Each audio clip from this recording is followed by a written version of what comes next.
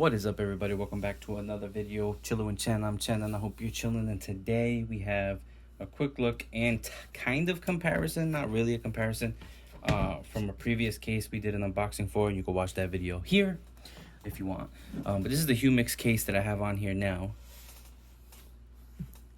And if you watch that video, the main reason I got this case was because it was nice and sleek, black, and you weren't supposed to get fingerprints. But there you go. But today, we have something special. We got a Spigen. I rock Spigens from time to time. I guess the Pixel 4 XL that I had, the Spigen that I've used, was the Rugged Armor, I believe. And it was pretty good, pretty thin. I liked it. I want to do something lighter this time. So we got two options, but for this video, we have the iPhone 11 Pro Max Thin Fit. Go ahead and open it up. Now, I always wanted to try out these type of cases. I always had a problem with them because the bottom was exposed and the top, but we'll see what happens. So right away, it feels nice type of, I guess, rubbery type of feel. I'm not seeing any fingerprints yet, so that's a good thing. You have your inlay here for a metal plate if you wanted to stick it on there, so it could, you could put it on different metal things. I don't use that because I like my wireless charging. Taking a look at the bottom of the case again, like I mentioned earlier, it's opened. You got a cutout for charging. Your speakers are opened over here. You have cutouts for your volume rockers and the mute switch, silence ring switch. Now that means you're using your own buttons, which some people like. And then over here you got your lock button. On the top, it's open, and then on the back, you have a cutout for your camera. You got a nice little branding here, and this little bump. So let's go ahead and put in the phone here. Taking a look at the difference really quick between these two. You can kind of tell that this one, that's another reason why I wasn't really feeling this one so much, is because it looks a little wider.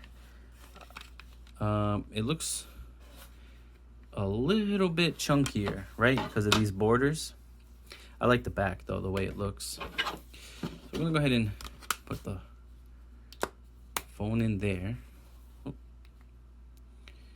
And, wow, not terrible. So I think I've used one of these a long time ago with another case, and it did get fingerprints before. Now, keep in mind with this case, this case, thin as it is, provides more protection than this case. So that's saying something. You don't want to really drop this anywhere. Get a screen protector on it.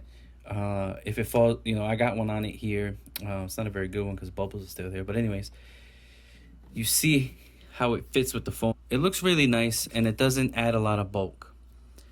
I actually really like it. I like how thin it is, and it protects the back of my phone from scratches. I have the screen protector on there, so if I did drop it, hopefully that will protect it. It is a tempered glass.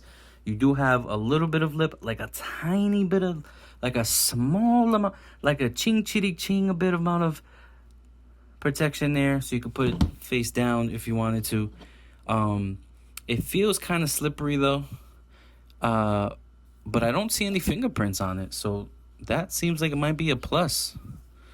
Again, if we're going to take a look at the cutouts here, cutouts are perfect for the lock button, the mute button.